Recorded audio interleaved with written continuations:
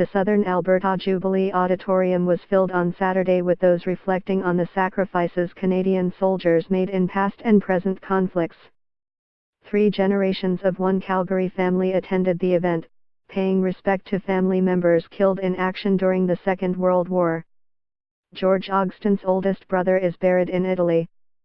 Ogston's son-in-law, Doug Kilbourne, was there with his son Devon. Kilbourne's grandfather died years after the war. Read more. Very close to our hearts, cello-playing Alberta sisters dedicate song to fallen soldiers. My grandfather eventually died from the effects of PTSD, as we know it now. Basically, he didn't do well after the war and it killed him, Kilbourne said. A lot of them lost that way. For Devon Kilbourne, it's important to attend Remembrance Day ceremonies so the sacrifices of so many are not forgotten. They felt they had a job to do and they did that, and it came at a cost. And for us, we don't take our freedoms lightly, Devon said. Watch the last post, followed by 2 minutes of silence and a rousing performance of Amazing Grace, during Calgary's 2017 Field of Crosses Remembrance Day ceremony. Calgary Mayor Naheed Nenshi chaired the event, speaking about the many ways we can honor veterans in our everyday lives. If we are truly to honor those who fight under our flag, we must commit ourselves to our own fight. The fight to reject divisiveness. The fight to reject that nastiness that's creeping into our public space, Nenshi said. We know that this is worth fighting for. We know that so many in the world do not have the blessings that we enjoy every morning when the sun rises.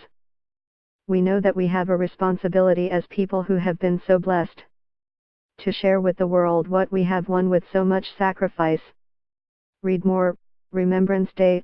Silver Cross mother lost son during one of Canada's most controversial missions. Frank Kaposveri is a veteran of many Canadian peacekeeping missions who attended the ceremony at the Jubilee Auditorium. He lost friends who were serving overseas in Cyprus and Afghanistan. Remember them, think of their families and those they left behind. It's hard on them and life goes on, so it's difficult. Watch. Linda Olson interviews veterans Ken Sturdy and Dan McLean on what Remembrance Day ceremonies mean to them and the importance of sharing the message to never forget with the next generation. For Kaposveri and many others who have made great sacrifices, honoring the fallen is not just confined to one day of remembrance. They have made a great difference and we just have to remember them, he said. And I think everyone who has served, they remember their brothers and sisters who served and who have gone. It's hard and it's supposed to get easier, but it doesn't get easier. Because we served, we remember each other every day. Until you served, you don't know what it's like.